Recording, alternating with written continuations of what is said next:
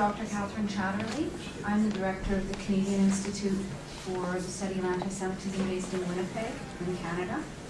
And I teach history at the University of Manitoba as well.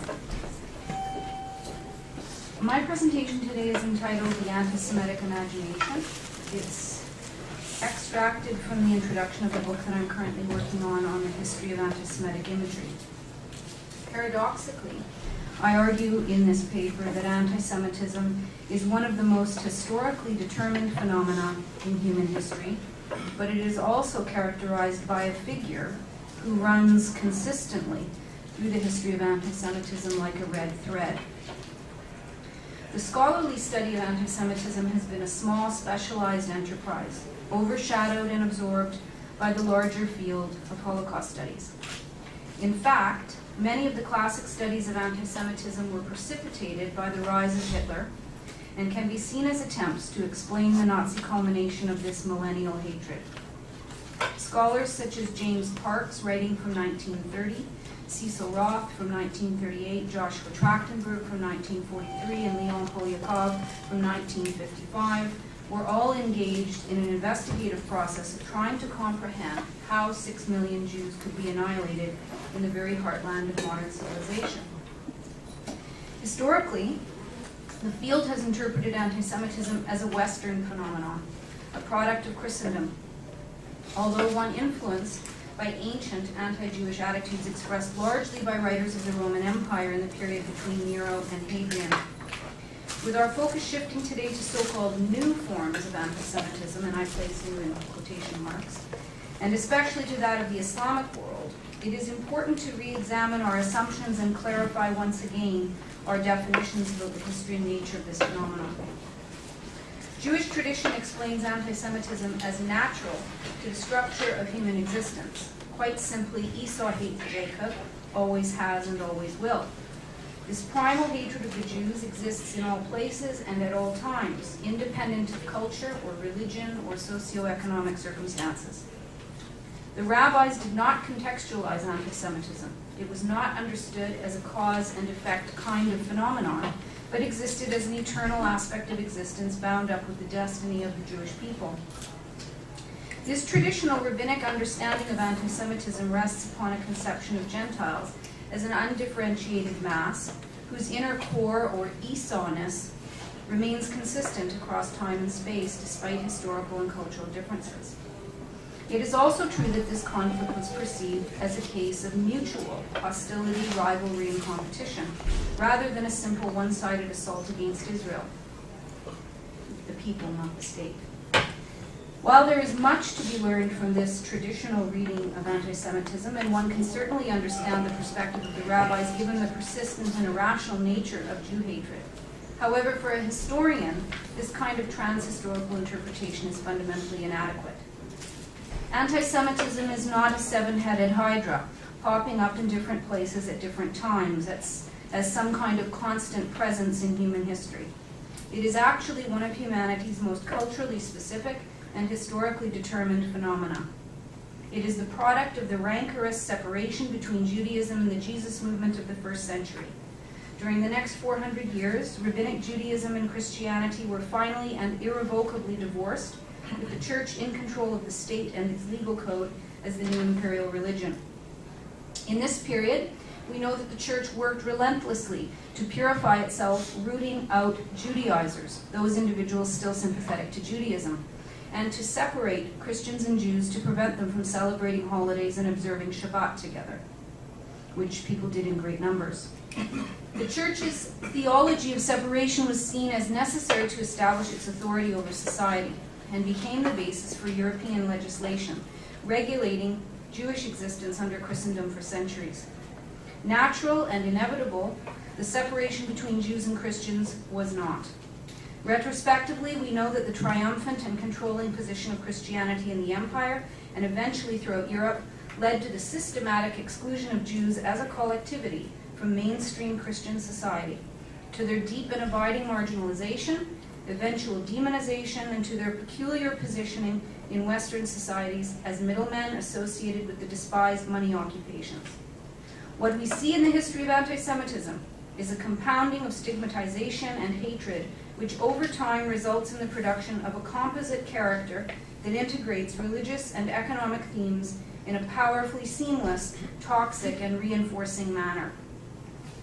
By approximately 1000 CE, the continent of Europe was Christianized, albeit unevenly and idiosyncratically in many places. The period of the High Middle Ages, approximately 1000 to 1300 CE, is in fact the actual laboratory that creates what we know as the anti-Semitic imagination. And it is during these specific centuries that anti-Semitism becomes a popular mass phenomenon. This vivid, image-obsessed imagination was Catholic, and it was fed not just visually, but orally.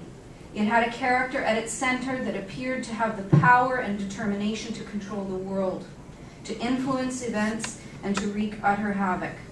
That character, that figment of the European Christian imagination, is the Jew, and I place that abstraction in quotation marks.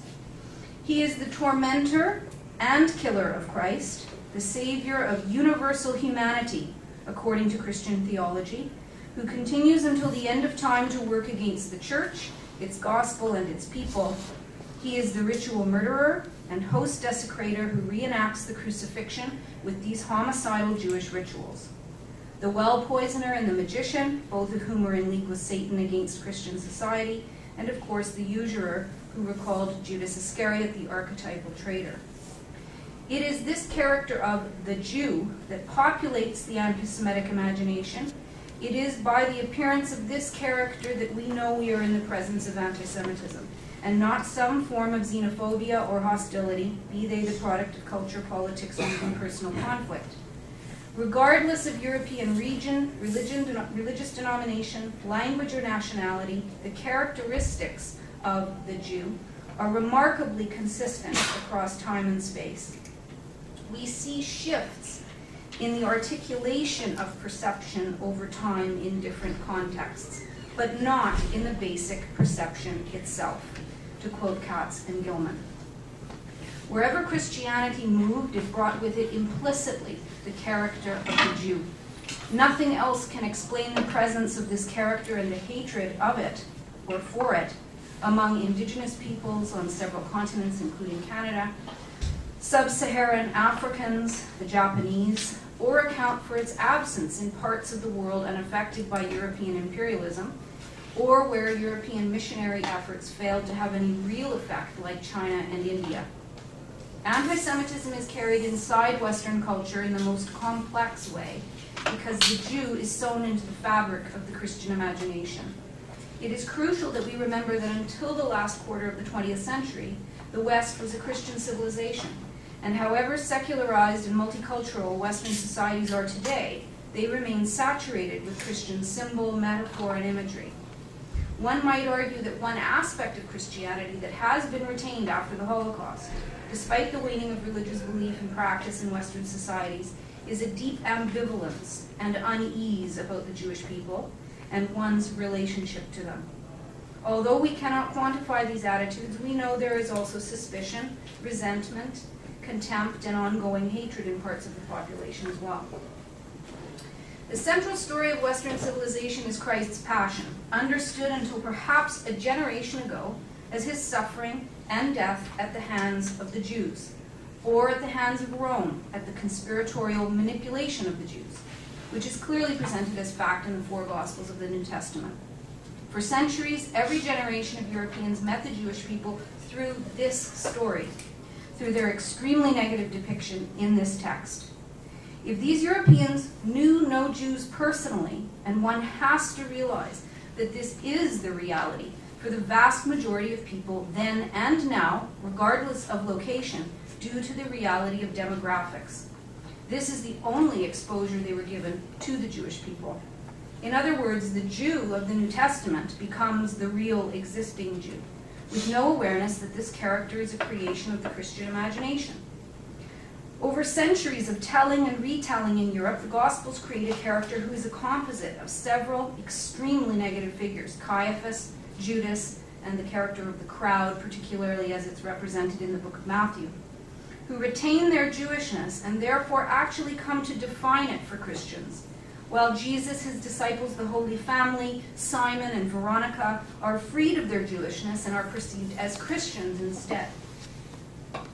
You have generations of Christians who do not know, historically, because they are never taught that Jesus, his mother, and the disciples are Jewish, or for that matter, that his beautiful and humane teachings emanate from Judaism and not Christianity, which of course didn't exist at the time.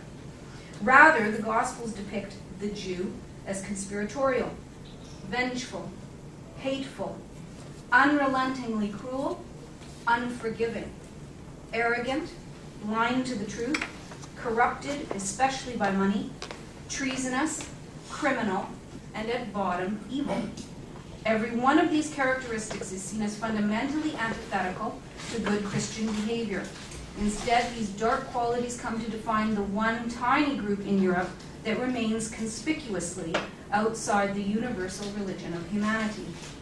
This dialectical relationship between Christians and Jews, which is rooted in theology and characterized by a psychological splitting, is one of the pivots of Western history. The history of anti-Semitism is a process of reconfiguration, the basic template of which is Christian. The characteristics of the Jew, of this figment created by Christianity, remain consistent, despite being secularized during the 18th and 19th centuries, Islamized from the middle of the 20th century, and globalized via the internet and satellite television since 2001. Ironically, these later reconfigurations of Christian anti-Semitism have their own Bible of sorts, the Protocols of the Learned and Elders of Zion. Today we have a world that meets the Jewish people through this libelous forgery, a text that reinforces all the same New Testament characteristics of the Jew. He is conspiratorial, cruel, powerful, hateful, dishonest, immoral, selfish, arrogant, and most significantly, he is a victimizer, once again engaged in his own particularistic assault on universal humanity. In the anti-Semitic imagination, now as in the past, the Jew is a nihilistic creature, obsessed only with himself, whose selfish Jewish interests make him an enemy of humanity and of any universal religion or movement for the broader interests of humanity. This is the classic and consistent dynamic of anti-Semitism, which is, in essence, a hatred of Jewish particularism. Historically, Jewish religion and nationalism have both been perceived as dangerously exclusive and hopelessly particularistic, and therefore hostile to humanity. One can see how any movement that sees itself as universal, be it Christianity, Islam, Marxism, or the contemporary international lobby for human rights, will have difficulty, to say the least, with Judaism and Zionism as they are broadly understood by most people. Whether in the West or the Middle East, be it termed old or new, classic or contemporary, we are dealing with a vicious, dehumanizing, and libelous phenomenon. Post-Christian forms of anti-Semitism all have at their core a caricature that far too many people believe corresponds to actually existing Jews. The word caricature we take from the Italian verb caricare, which means to exaggerate, but also tellingly to attack and to rouse. One of the truly frightening and dangerous aspects of anti-Semitism is the provocative and threatening nature of this character at its center. The Jew literally provokes resistance, defense, and attack from those who believe he exists. The violence, be it physical or rhetorical, that one perpetrates against the Jew is justified because it is conceived as an act of self-defense.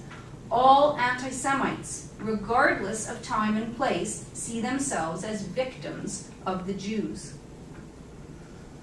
The general ignorance about Judaism, Zionism, and Jewish history in the world does not help matters today, nor does our own ever-expanding lack of historical knowledge and sensibility.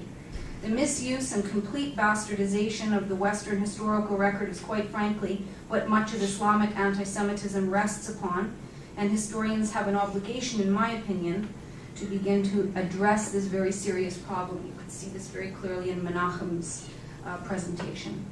The only way that this mythological character can be disabled is by demonstrating that he is not real. The problem, of course, is that you have a book like the Protocols, sold around the world today in record number of editions, which is promoted by government and religious leaders, educators, and academics as a historical text.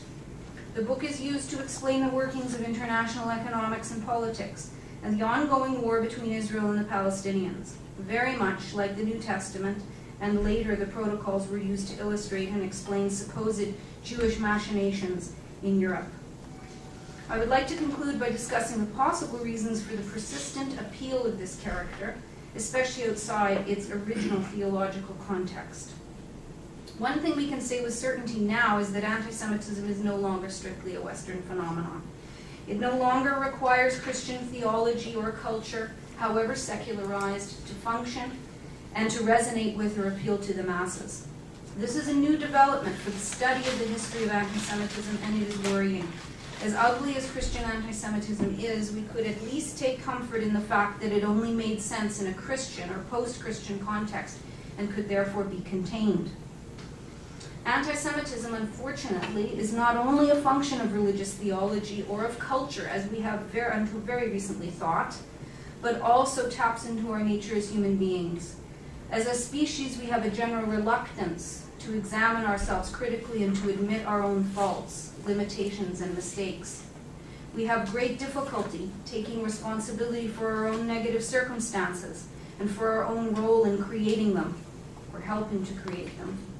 It is far easier and much more soothing to our egos to conceive of oneself as a victim, as someone who has been mistreated and exploited through no fault of our own. This operates on an individual basis, but also collectively, and the dynamic affects all forms of political culture to one degree or another. In an increasingly complex global economic environment, in an ever-changing, bewildering world, it is simply easier, and therefore appealing, to blame a very well-established and precedented Jewish conspiracy for the fate of the world and for one's misfortune, however conceived. This is far easier than engaging in the hard work of investigating the complex social, political, economic, and historical relationships that surround us and that we ourselves influence. Nietzsche called this process by which human beings assign blame for our own failures and frustrations présentement. While this dynamic has always driven anti-Semitism, it seems to be ever more central to contemporary reconfigurations of the phenomenon. Thank you.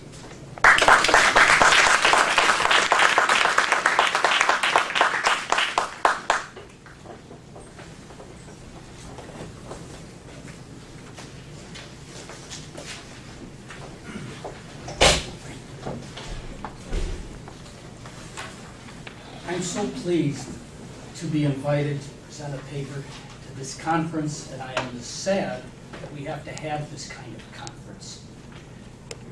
As King Henry VIII was reputed to have said to each of his many wives, I will now say to you, I will keep none of you too long.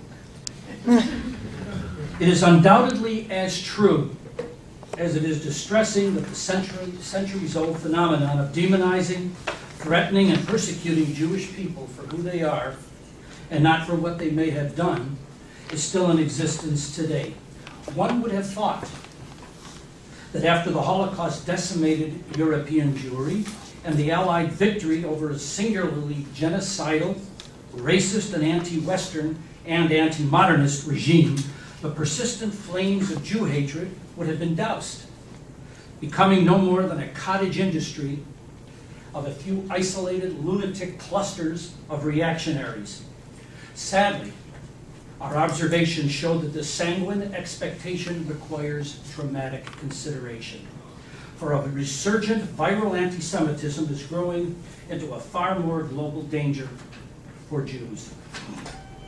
And it's part and parcel of a recent worldwide wave of highly polarized intolerance toward what some philosophers call the other. Further, as the sentiment and guilt about the Holocaust recedes into historical and mnemonic oblivion, public expressions of contempt and intolerance for Jews seems to be gaining ground. In any case, my paper will offer a few random thoughts about this resurgent anti-Semitism. I shall briefly focus on two important areas of concern. Pope Pope Benedict XVI's apparent turn toward a more traditionalist understanding of Catholicism as it reawakens the Church's historical dogma, which has always proven so threatening to the existence of the Jewish people. And the Iran-Israel dispute, in which the Iranian leadership continues its genocidal incitement against the world's only Jewish state.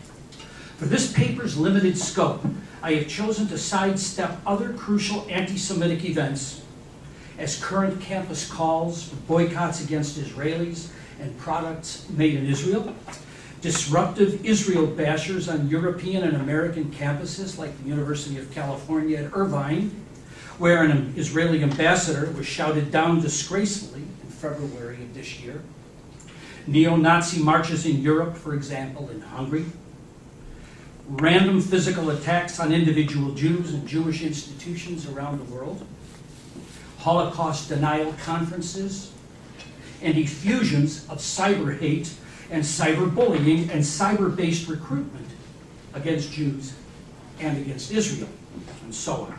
However, I will concentrate my remarks specifically on two faith-based global communities, Catholics and Muslims. Statistically, they constitute together almost 1/3 of the world's 7 billion people. If we include all Christians, then the tally would be closer to 1/2. The fact that the Jews are a minuscule minority, perhaps 13 million, is relevant because anti-Semitism may flourish with or without a Jewish presence. Despite the significant conflicts and differences between and within these two communities, the Jewish people have had reserved for them a special nefarious standing in the New Testament and in the Quran. Each faith has a lengthy history of persecutory anti-Semitism and a scriptural basis from which to justify its actions against Jews. Since papal authority has such tremendous, though not always decisive, critical influence over the beliefs and behaviors of Catholics, and also because the Church's anti-Semitic history requires constant vigilance, a possible turn towards such past practices and beliefs should command our attention. Have to have a little refreshment. Similarly, some mainstream as well as extremists among Muslims often cite passages in the Quran unflattering and incendiary towards the Jews, to press their calls for a jihad or holy war. Jewish institutions and against Jews, and most prominently against Israel, and also against infidels and apostates.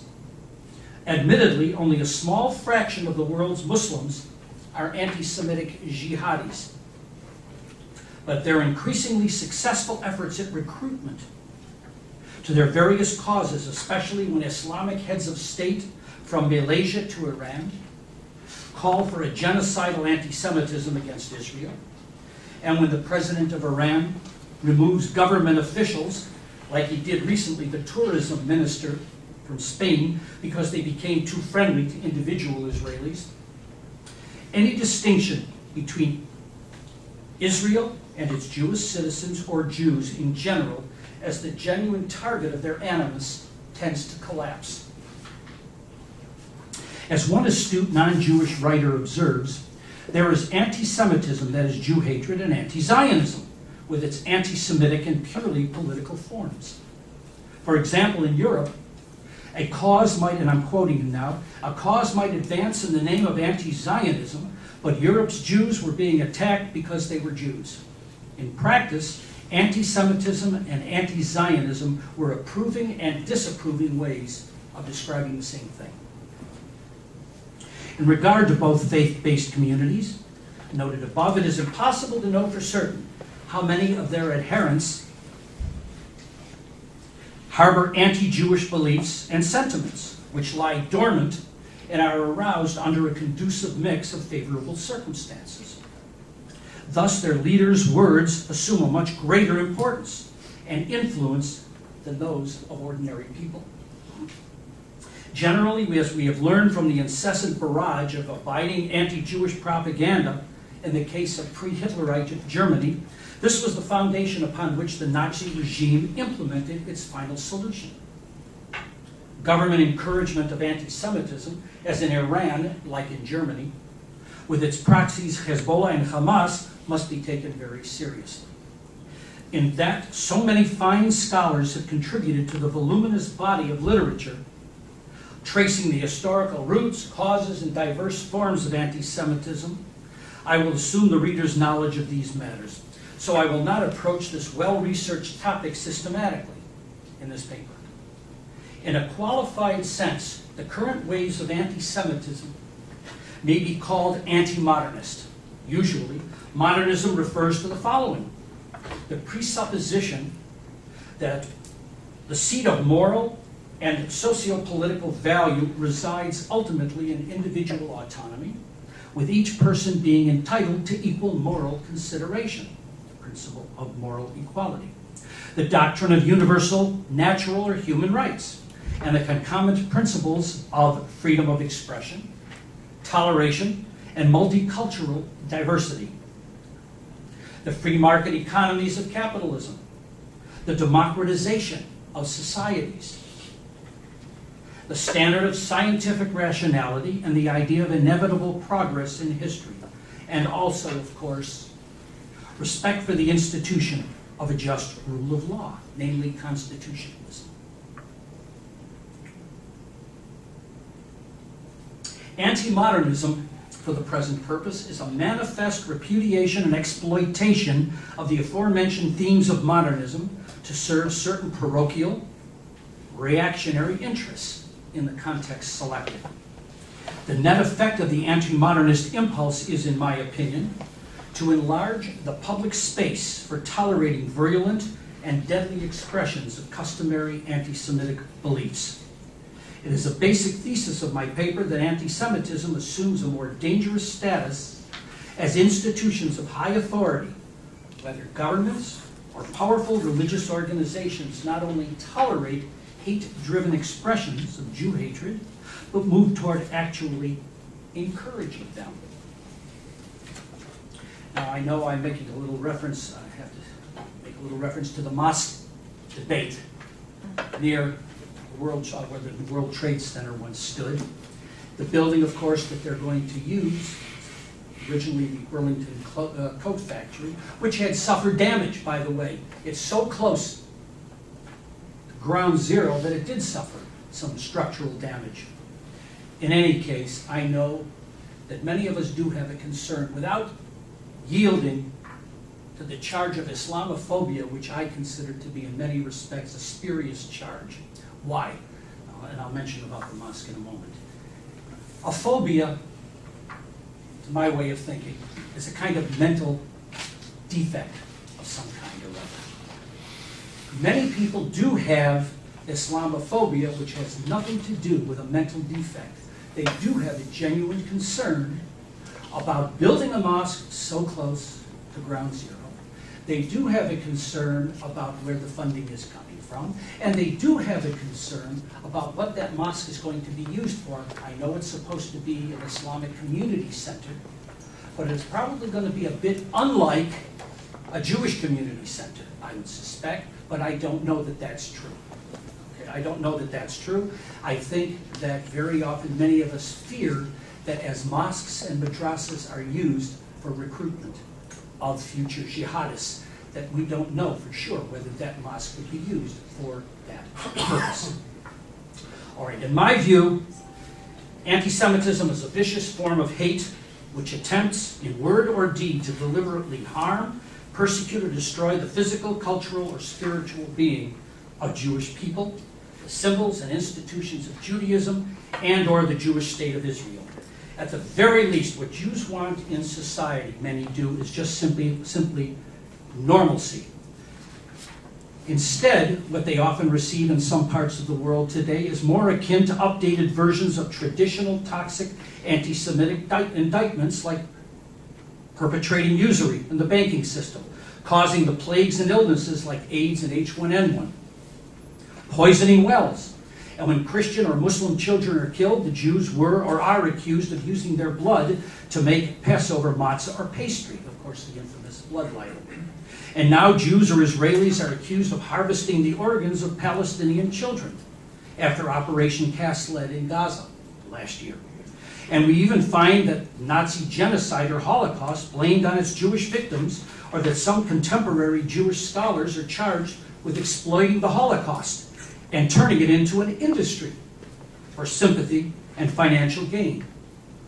And finally, building on the usual historical anti-Semitism, Jews stand accused by Islamist terrorists of fomenting 9/11 and the anthrax attacks and a hidden conspiracy that recruited others to do their dirty work. In this vein, the former Prime Minister of Malaysia, in a 2003 speech to the Organization of Islamic Conference, and again in early 2010 in support of Al-Quds, quote, "Today Jews rule the world by proxy. They get others to fight and die for them," end of quote. Even the Cardinal of Honduras recently blamed the sex scandals in the church on the Jews. Borrowing from centuries-old scripture-based Christian anti-Semitism, many Arab and Muslim governments and their controlled media use such hate-bound defamatory items such as the notoriously anti-Semitic Protocols of the Elders of Zion, a late 19th century tract thought to originate with the Okhrana, the Tsarist police in Paris. I understand that many hotels from Jordan to Egypt and Iran carry copies of the protocols, like we often carry copies of the Bible in our hotel rooms. Egypt broadcast in 2002 a series based on the protocols called The Night Without a Horse, and Saudi, Egyptian, and Palestinian newspapers like Al-Riyadh, Al-Akhbar, and Al-Quds often publish excerpts, along with Nazified cartoons, caricaturing Jews and Israelis, and many textbooks and madrasas teach and preach the protocols. What is this anti-Jewish screed of which the Nazi Reich's propagandists made such vitriolic use? It accuses Jews, all Jews, everywhere and every when, of attempting to seize the reins of global power through the manipulation of banks and other financial institutions, the media, and the cultural and political institutions of all countries. For example, in the first protocol, it asserts that the real power of the Jewish world conspiracy is invincible because it is invisible. The pervasive fear of the hidden hand of the Jews, which works behind the visible, has become a centerpiece of anti-Semitism today. As with other paranoid conspiracy theories of this sort, it is clear that if evidence of a conspiracy is lacking, the conspiracy theorists claim that the lack of evidence is proof positive of a secretive conspiracy. That is, if one cannot prove that ghosts do not exist, then it's assumed that's as evidence that they do. Perhaps it was that during the European Enlightenment and owing to the rise of liberal society, with its individual rights-based freedoms, that the Jews were accused of or suspected of using their newfound freedoms for devious, hidden, self-interested purposes, meaning that from society's perspective, Jews are basically cosmopolitan and ruthless. I ask then, with 5 short minutes remaining while I do my dance, is there an emerging downturn in Catholic-Jewish relations? Pope Benedict XVI's policy towards the Jews is becoming problematic because it gives the appearance of inconsistency, backsliding, or cynically worse. His 2 predecessors gave the Jewish people and progressive Catholics substantial reasons to believe that the Catholic Church is finally done with tormenting Jews, and accordingly was actively purging its liturgy of the teachings and interpretations which powered so much of its persecutory anti-Semitism by its adherents for so many years, for so many centuries. Indeed, 45 years ago, the Second Vatican Council in 1965 issued its landmark Nostra Aetate in our time.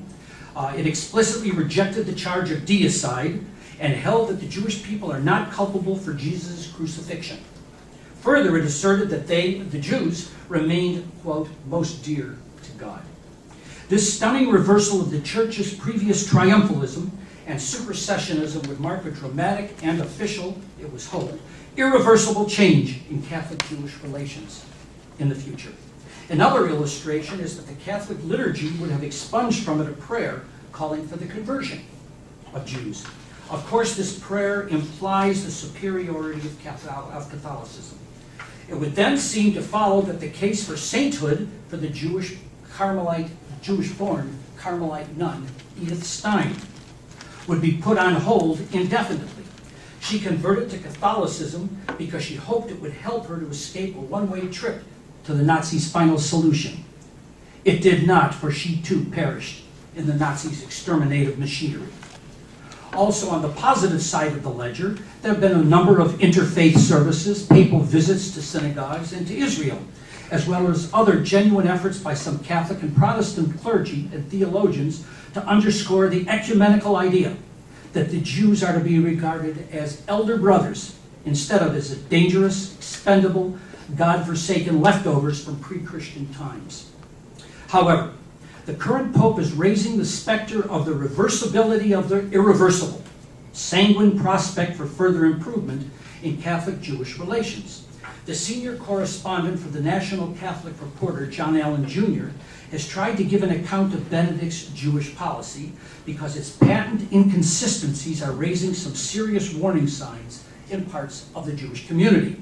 Allen Jr. explains that such inconsistencies are at best merely apparent, which ultimately resolve into coherency, says he, once outside observers, presumably Jews, understand that Benedict is really addressing Catholics and only Catholics. His goal, says Allen Jr., is to purge the Church of the elements of secularism.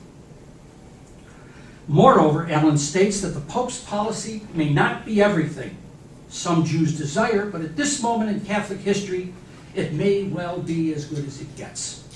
End of quote.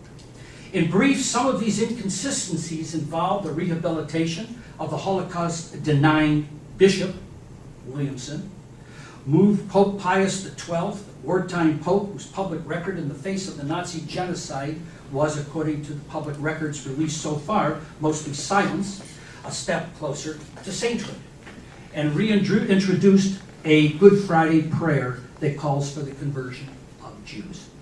Granted, this German Pope visits synagogues and Nazi death camps and couples these important gestures with professions of abiding and meaningful esteem and affection for Judaism.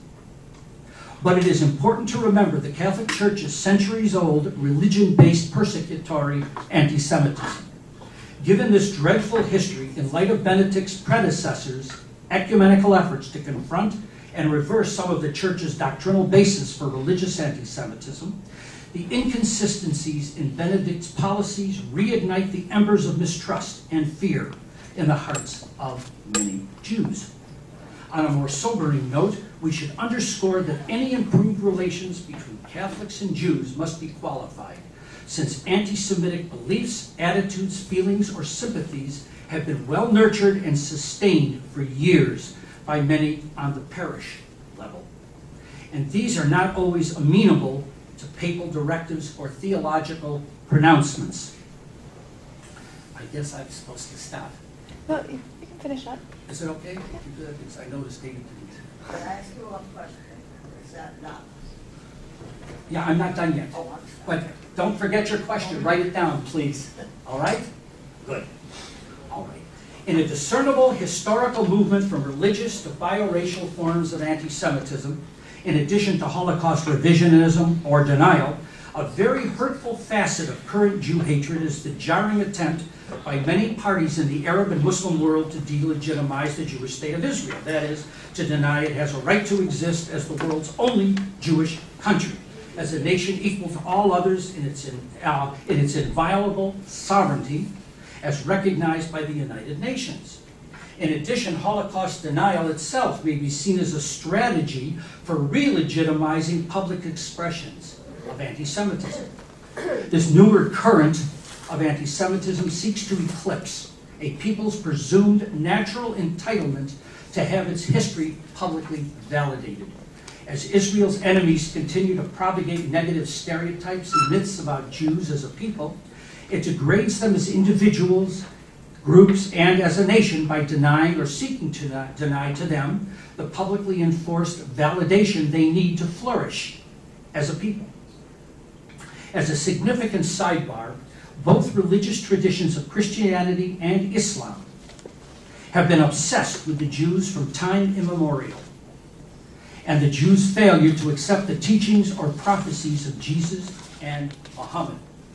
And as you all probably know, the Quran is probably 25% of the Quran is devoted to comments about Jews. The Islamic Republic of Iran, its formal constitutional title, has been striving to the mantle of regional leadership in the Mideastern Muslim world, so its proclamations do matter. Its leading cleric, Ali Khamenei, and its president, Mahmoud Ahmadinejad, have persistently been threatening to wipe Israel off the map once it has the nuclear capability to accomplish its genocidal ambition, that is to cause a second Holocaust while denying that the first one occurred. They also refer to Israel as the Zionist entity or regime, and never by its proper name. If history teaches us anything, we who support Israel, but not uncritically, ought to avoid the foolishness of dismissing such remarks by Iran's leadership as the rantings of mere lunatics or as simple political hyperbole for domestic domestic consumption and for its proxies like Hamas in Gaza and Hezbollah in Lebanon. In a recent website posting, as reported in the New York Times, Ayatollah Khamenei reportedly said, and I quote, "Definitely the day will come when nations of the region will witness the destruction of the Zionist regime." Further, he states, "How soon or late Israel's demise will happen depends on how Islamic countries and Muslim nations approach the issue." This remark, as we've all understood in this conference, is a thinly disguised call for genocide. Moreover, he calls Iran to the permanent struggle against this international pariah, its divine duty. The continuing hostility against Israel and its people by the Iranian regime officially began in 1979, when the revolutionary Islamic theocracy severed diplomatic relations with Israel. To successfully do so seems to suggest fertile soil among many segments of the Iranian people for a ferocious hatred that clearly predates the regime's ascension to power.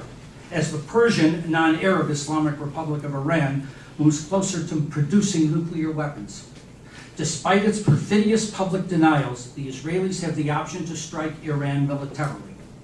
However, doing so will be at much greater risk of abysmal failure because Iran learned from the history the mistake that Saddam Hussein made in placing its reactor in only one location, Osirak. Israel destroyed it in 1981 in one collective sortie. It is too... Sorry, That's okay. Closing remarks. Yeah. I'm sorry? With closing remarks, yeah. I'm sorry, I can't hear you. We have to... That's it. Closing remarks, Okay. yeah. All right, well, thank you.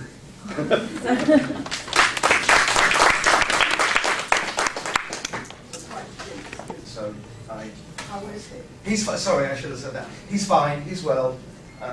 Anti-Semitism can be a killer. He's well, he just, the flight and everything, he's fine. But I did feel a bit like Michael Moore, sort of measuring the American health system. Actually worked quite well.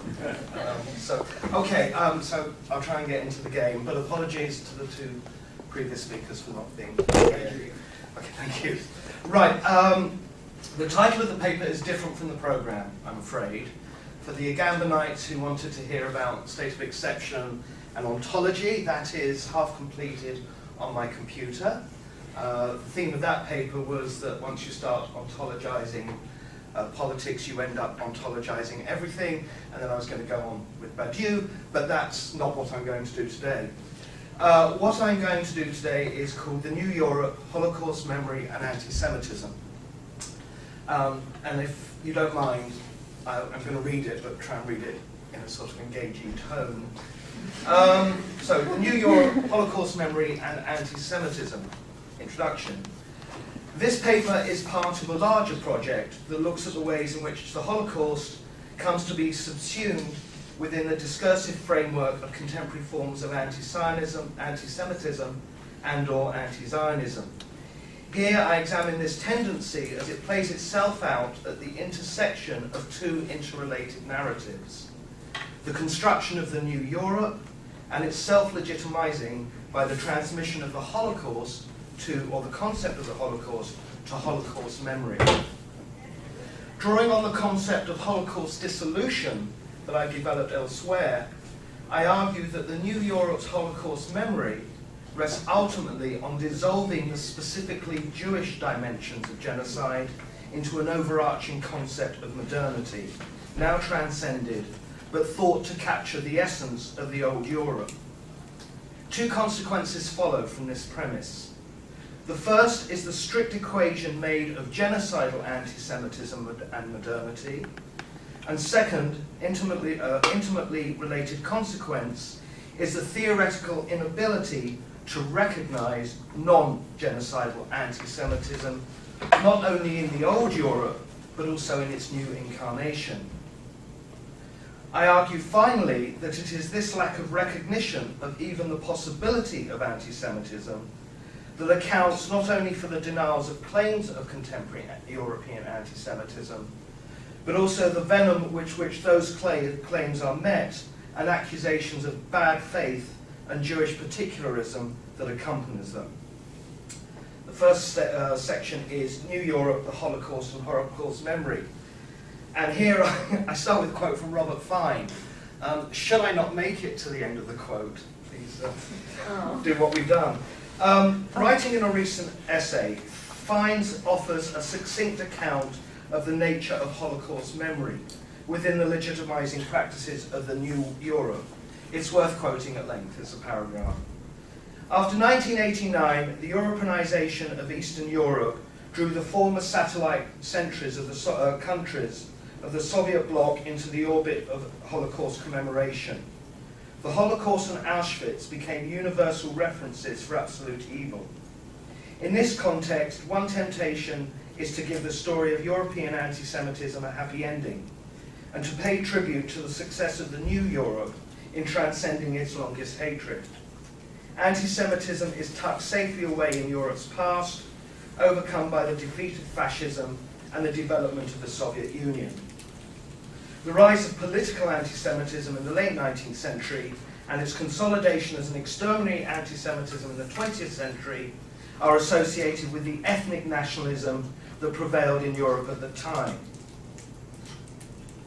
It's now, while the end of anti-Semitism is associated with the universal civic values now embodied in the European Union and European Convention on Human Rights.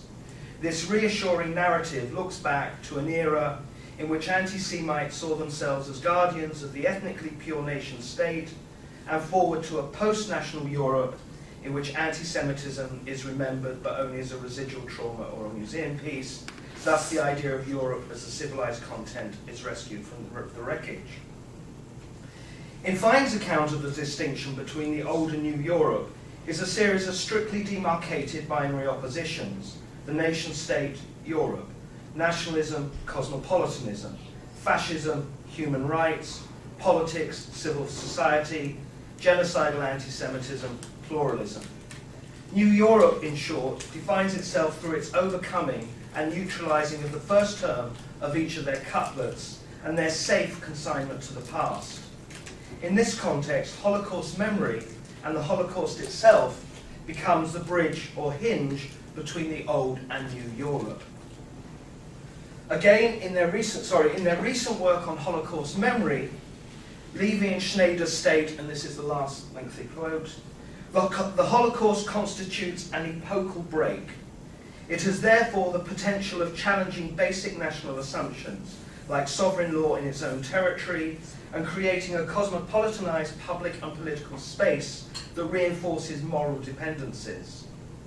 What has pushed the Holocaust to such prominence in public thinking has been the indispensable role it has served in the transition from a world of national sovereignty to a world of interconnectedness, and toward a more cosmopolitanized global society, of which the proliferation of human rights regimes is a prominent manifestation. We see here again the Holocaust cast in the role as epochal break between the old and the new, and as containing the potential of bringing into existence the new, whether in Europe or elsewhere. But we also see a further oppositional couplet, that of Holocaust and of Holocaust memory. Again, the first term is consigned to the past, quite rightly, and the second is seemingly rooted in the present. However, in the content of their representation of the Holocaust, both in itself and in the context of New Europe's Holocaust memory, there is a line of continuity that crosses this assumed demarcation. That strand of continuity is what I refer to as Holocaust dissolution. More specifically, I argue that the presentation of the Holocaust as Holocaust memory dissolves the praxis of genocidal anti-Semitism into a general or universalized account of the old or modern Europe in such a way that any recognition of its particularities that may account for the genocide are lost as is the ability to recognize non-exterminatory forms of anti-Jewish hostility. In the following section of the paper, which I won't discuss today, I look at how critical theory has dissolved the Holocaust, the genocide of the Jews, into the general overarching structures of modernity. Modernity becomes genocidal. And in that way, the particularisms of the Jewish dimension gets lost. And there's been a move recently to the political, so therefore it becomes nothing but an object of political will. However, I'll leave that aside. I've discussed that elsewhere in my work. But what I'll do here, for about the next 5 minutes or so, is look at Holocaust memory and Holocaust dissolution. All that remains, from what I said earlier, in post-national and post-modern Europe is the memory of the Holocaust.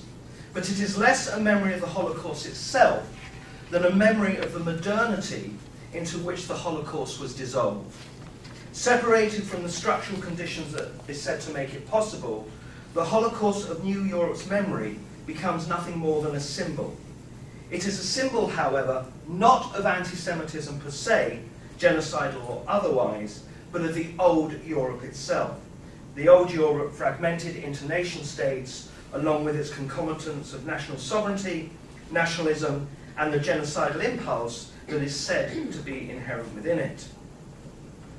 Expressing its distance from the world that made the Holocaust possible, the new European symbol of the Holocaust is recast in the language of morality.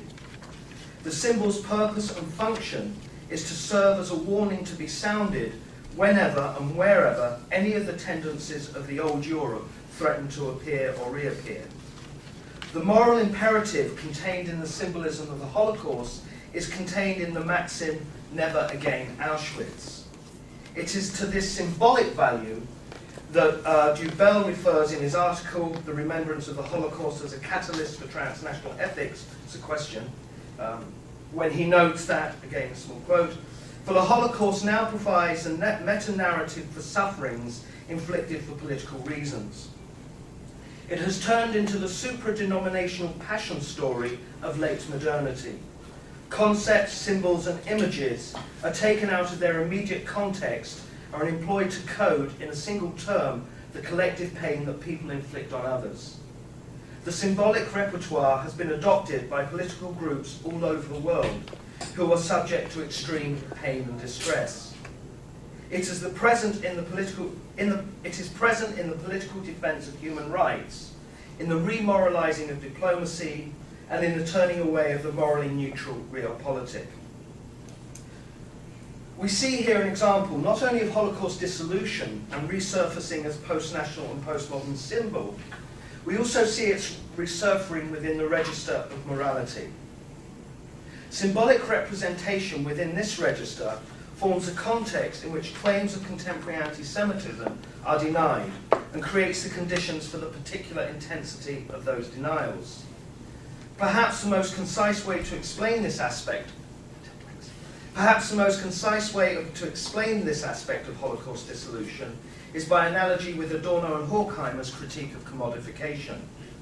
For Adorno and Horkheimer, commodification is the process whereby unique and distinct elements of nature are caught up within the near-universal realm of exchange.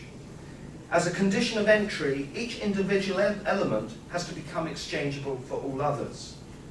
As a consequence of this demand, any specific or particular quality that inheres within them and which obstructs that exchange has to be expunged. It is only when emptied of such content and reformulated in strictly formal and hence universal terms that an element becomes a commodity and can take its place within the exchange realm of the economy. To me, this notion of commodification marks discussions of New Europe's adoption and adaptation of genocidal anti-Semitism as a moral symbol and explains the dissolution of the specificities of the Holocaust into formal universal terms. The point comes to the fore almost immediately in Levy and Schneider's and Dubai's work on Holocaust memory.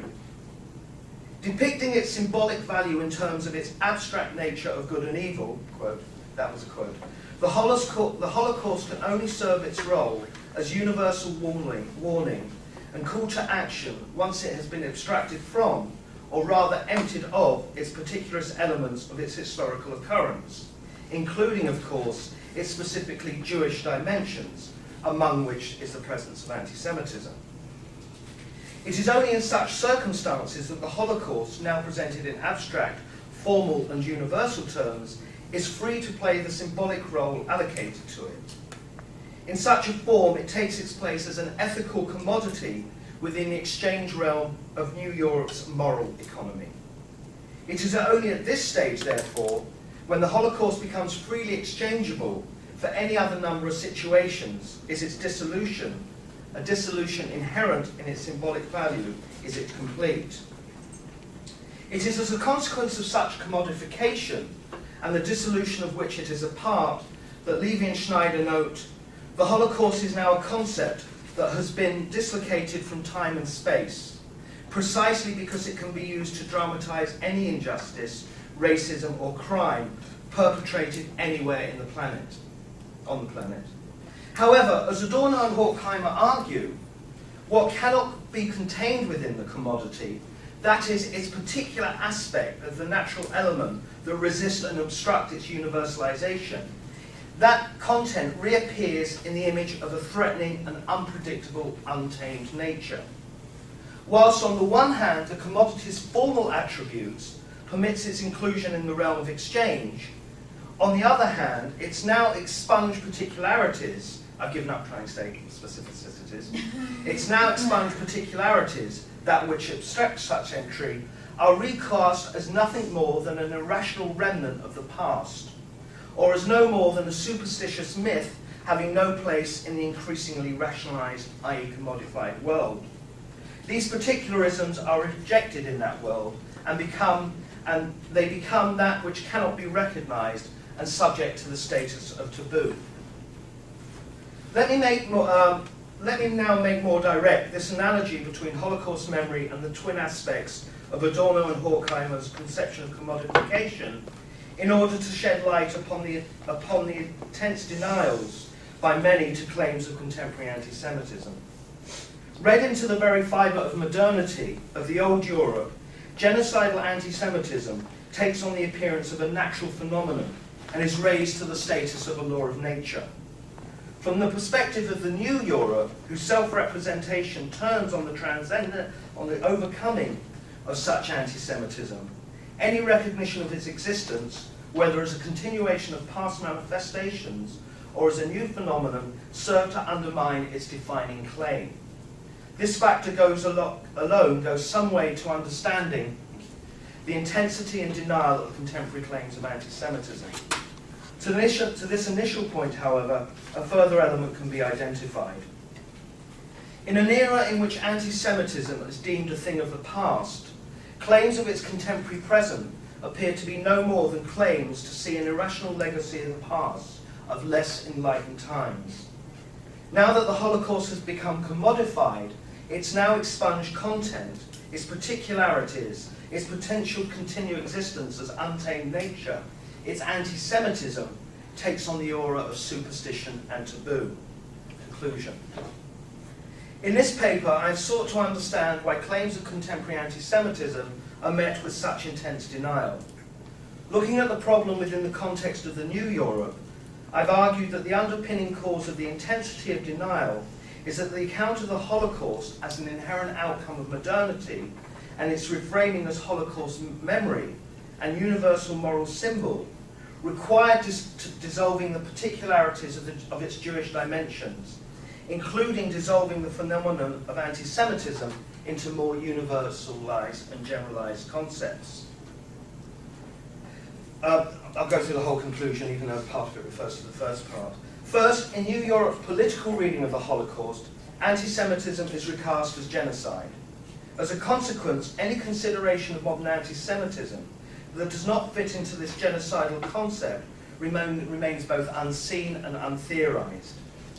In many ways, if such anti-Semitism does appear in these accounts, it is often presented as no more than a remnant from pre-modern times and hardly worthy of reflection. Second, a similar dissolution is present in New Europe's moralizing of the Holocaust. Certain of its overcoming of genocidal anti-Semitism, New Europe reduces the Holocaust to the symbolic value of an abstract and formal universal moral imperative. Again, however, this universalizing is dependent on the expulsion of that aspect of the Holocaust specifically Jewish content. In both these instances, claims of anti-Semitism, genocidal or otherwise, are seen as no more than remnants of a previous age, an age now safely overcome with all but impossible to credit with any degree of seriousness. However, and more fundamentally, anti-Semitism as an autonomous phenomenon, that's a dodgy expression, but an autonomous phenomenon, one whose meaning, direction and outcome are not determined by what amounts to an omnipotent political will to power, that is, one whose causes and responsibility are not contained and containable, is written out, not only the structure of New Europe itself, but also out of the prehistory of the old Europe that it is said to overcome. In this context, therefore, the abject denial of anti-Semitism and the claims of bad faith associated with such denial may not be surprising. From the perspective of New Europe, not only does anti-Semitism not exist today, it has, as a phenomenon with specifically Jewish dimensions, never really existed in the past either.